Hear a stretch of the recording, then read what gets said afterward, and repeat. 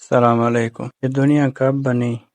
یہ فیصلہ شروع سے ہی متنازع چلا آ رہا ہے کہ دنیا کب بنی اور نسل انسانی کا وجود کب سے ہوا۔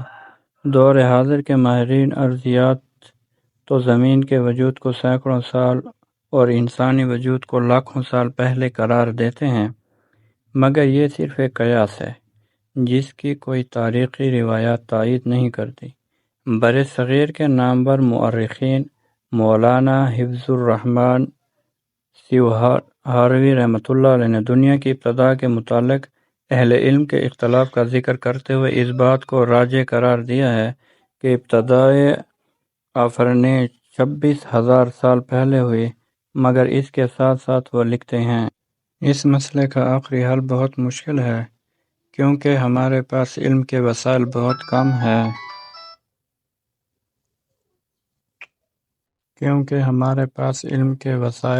کم ہیں۔ یہ امر بھی مسلم ہے کہ زبردست تحقیقات کے باوجود کسی قوم کے حالات و واقعات کا پتہ 5 یا 7,000 سال پہلے سے پتہ نہیں چلتا۔ حافظ ابن عساکر رحمۃ اللہ علیہ نے اس بارے میں متعدد اقوال نقل کیے ہیں۔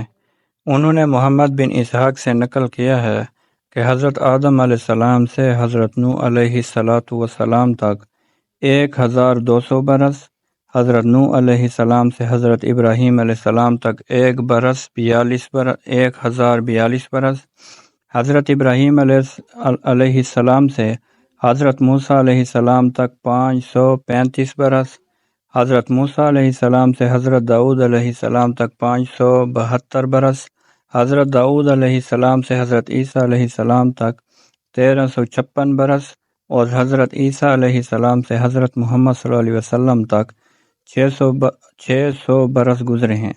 اس طرح حضرت آدم علیہ السلام کی وفات سے حضرت محمد صلی اللہ علیہ وسلم تک 5,020 سال بنتے ہیں۔